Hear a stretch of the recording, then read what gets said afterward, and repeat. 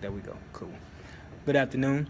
My name is Mr. Maurice Taylor, 7th grade math teacher here at Charles Hart Middle School, and this is my mentor.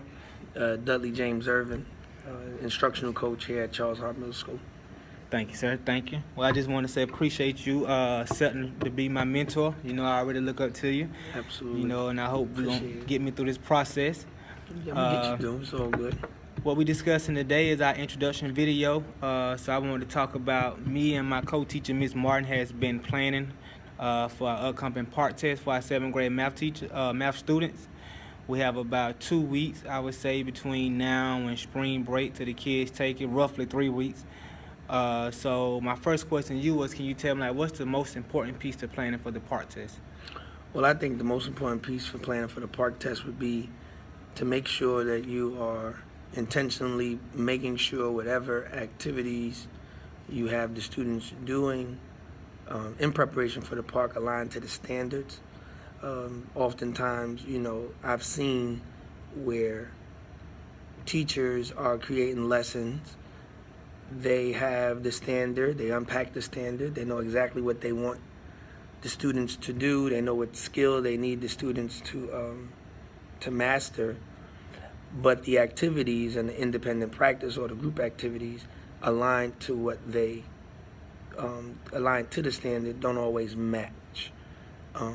So they'll give a student an assignment to do, or groups of student assignment to do that they feel meets the standard, but it doesn't always align. And so we want to make sure we intentionally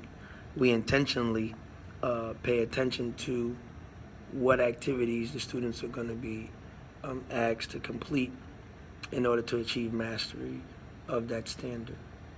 Okay, I understand that.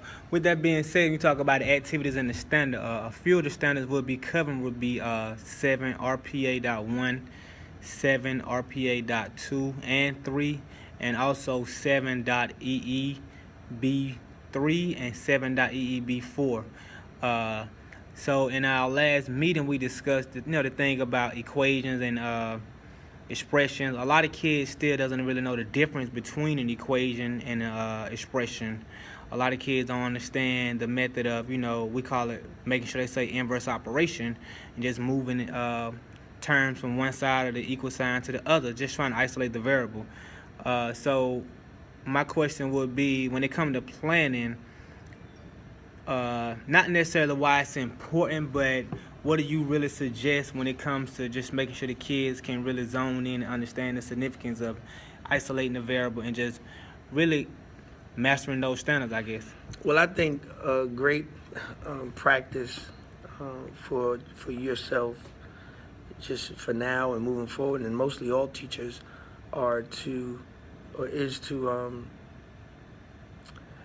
when you're doing your lesson planning, you should already identify what may be potential misconceptions or misunderstandings that the students will encounter.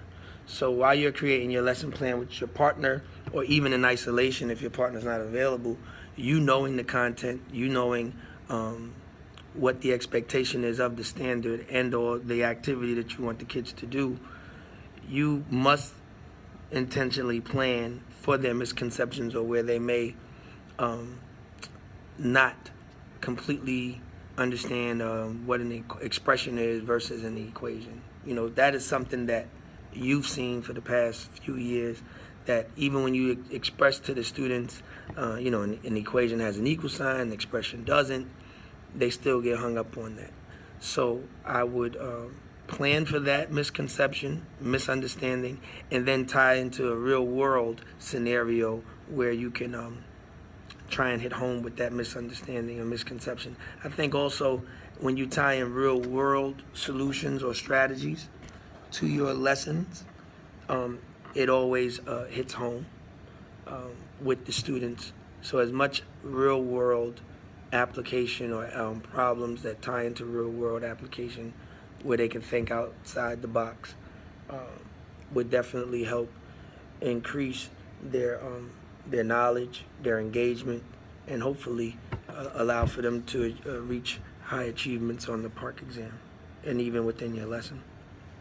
Okay, great. I like that. I understand that also. My other question was, like, how do you really determine, as far as like the students' growth? Like, although I teach seventh grade, and we're trying to look at their previous scores from the sixth grade year and determine, like, as far as what group we should put them in, what skills we should really zone in on for this particular group versus that group. I guess when we talk about differentiation between the students, like, how do you really determine that outside of their scores or their grades at this term now? It's a tough question. So you're asking how do you group the kids according to their Previous scores. their previous scores? Well, what I would do is I would look at if there's a common exam that they've taken.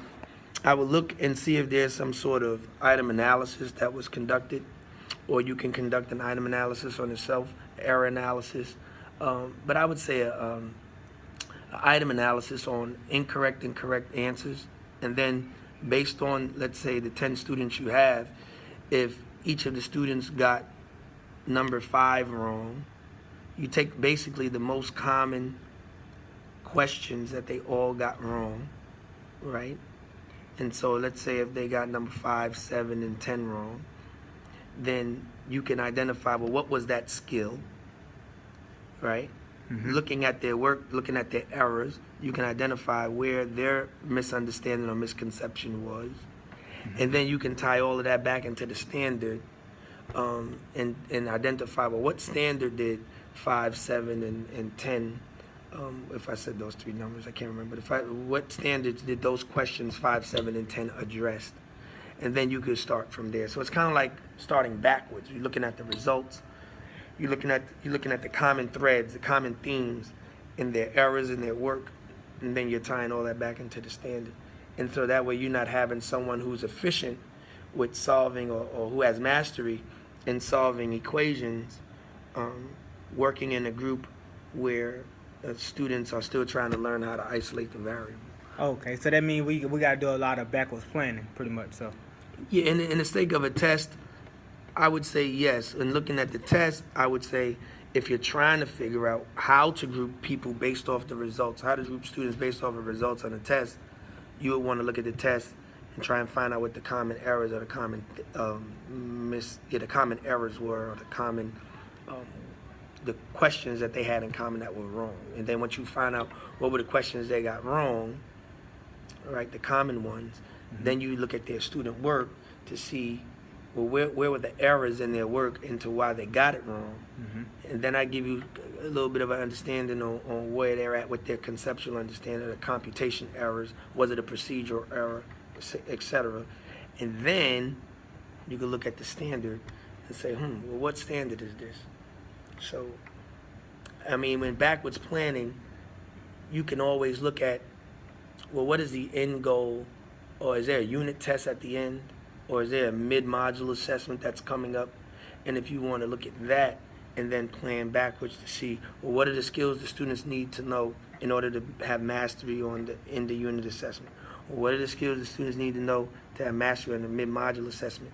Looking at those test questions and going through the test, doing the work yourself, solving those questions, then being able to identify, well, these are the skills that I needed as a teacher to go through this, and if this is the students and you're acting as the students taking the test, then you'll identify the skills that they need, and then you'll go back and find the standards, and then you can look at your unit and say, I'm going to teach this lesson, I'm going to get rid of that one, and you do your lesson internalization that way. So that would be more of a backwards plan.